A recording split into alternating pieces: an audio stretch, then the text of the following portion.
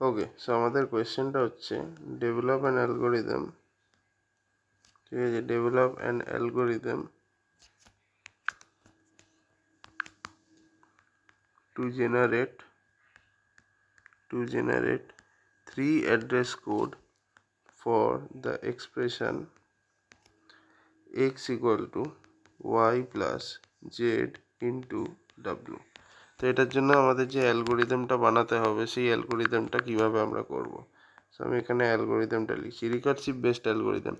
সবার আগে আমাদের যে এক্সপ্রেশনটা সেটা যদি আইডেন্টিফায়ার হয় তাহলে আমাকে ওই আইডেন্টিফায়ারটাকে রিটার্ন করতে হবে। তার মানে ইফ ই ইজ আইডেন্টিফায়ার, তাহলে এখানে লিখে দেবো হচ্ছে রিটার্ন ই, ঠিক আছে।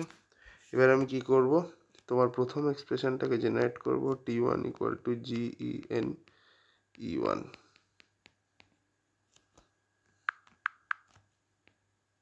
ঠিক আছে, e1। তারপর t2 ইকুয়াল টু কি করব, জেনারেট e2। তারপর আমি কি করব, একটা নতুন ভ্যারিয়েবল নেব, তাহলে সেটাকে আমরা নিউ টেম্প দিয়ে বার করব, নিউ টেম্প টি। এবার কি করব, বেসিক্যালি আমরা কি করব, এদের মধ্যে অপারেশন করব, আর সেই অপারেশন করে সেটাকে টি এর মধ্যে ঢুকিয়ে দেবো। তাহলে আমরা কি করব, বেসিক্যালি লিখব এখানে এমিট হচ্ছে বেসিক্যালি 3 অ্যাড্রেস কোডের মধ্যে একটা নতুন লাইন অ্যাড করার জন্য, t1 op t2, আর ফাইনালি আমি কি করব, return T. This is my general algorithm, ঠিক আছে। এবার এটাকেই আমরা ইউজ করব for this expression x equal to y plus Z into W. দেখো x equal to y plus z into w.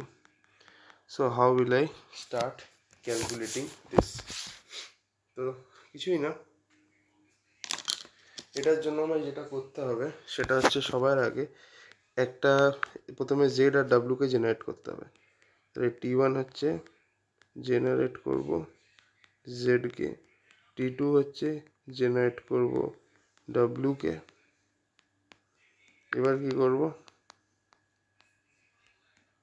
এবার এদের মাল্টিপ্লিকেশনটাকে একটা নতুন টেম্পোরারি ভ্যারিয়েবলে স্টোর করতে হবে। তাহলে সেটাকে আগে তৈরি করতে হবে, t3 equal to new temp, ঠিক আছে, নিউ টেম্প। এটা দিয়ে আমরা একটা নতুন ভ্যারিয়েবল তৈরি করলাম। এবার এর মধ্যে আমরা t1 আর t2টাকে ঢুকিয়ে দিলাম ইন মাল্টিপ্লিকেশন ফর্ম। কিন্তু তার জন্য আমায় এমিট লিখতে হবে। অ্যাসাইন করতে গেলে এমিট লিখতে আমি বলেইছিলাম, এমিট মানে কোনো প্রোডাক্ট মানে কোনো এক্সপ্রেশনকে অ্যাসাইন করতে গেলে তোমায় এমিট লিখতে হবে।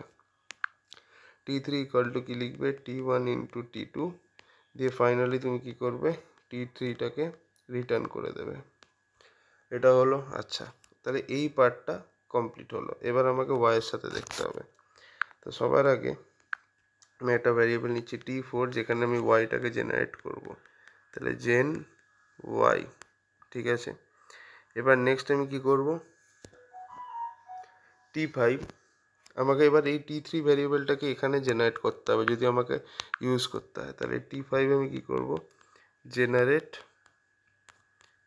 এই যে এই ভ্যারিয়েবলটাকে জেনারেট করলাম। এবার আমায় কি করতে হবে, ওয়াই আর এই পুরো t3 কন্টেন্টটাকে অ্যাড করে একটা নতুন ভ্যারিয়েবলে নিতে হবে। তাহলে আমি এখানে লিখব emit t6 equal to t6 equal to Y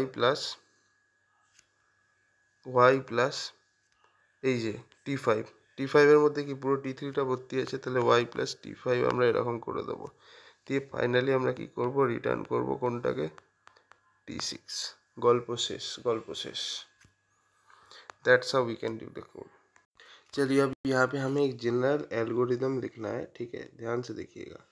general algorithm लिखना है for what, for zero address instruction, या फिर हम बोल सकते हैं stack machine instruction.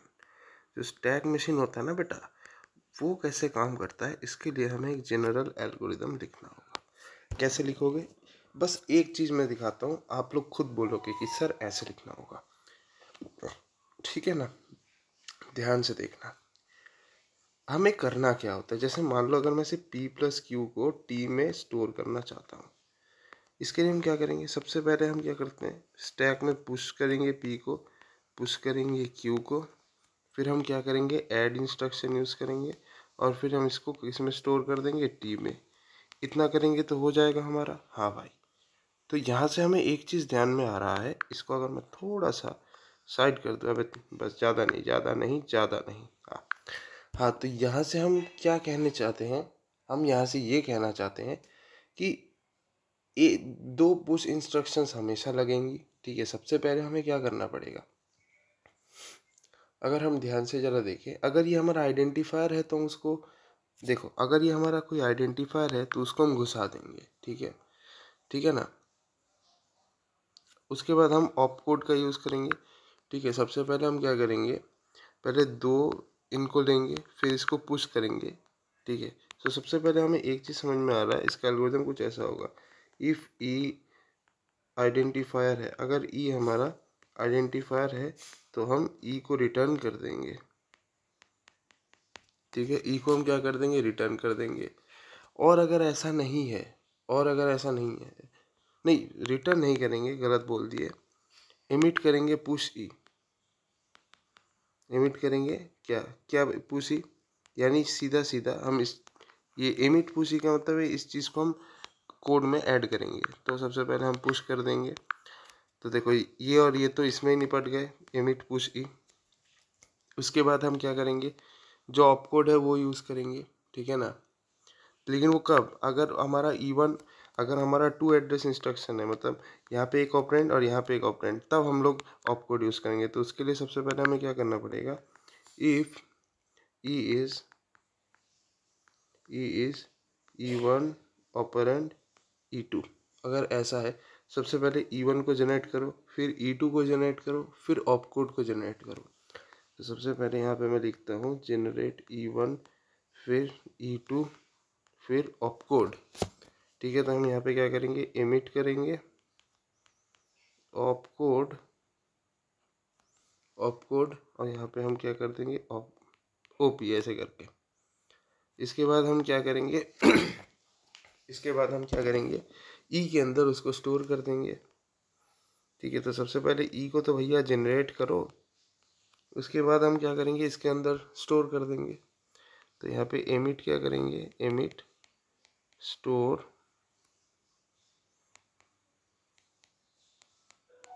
Plus ID, ऐसा कुछ। ठीक है, मुझे पता नहीं कितना तुम्हें समझ में आया होगा, बट नहीं भी अगर समझ में आया होगा तो थोड़ा सा याद कर लेना, मुखस्त जेटा के बोले वो कर लेना, हो जाएगा।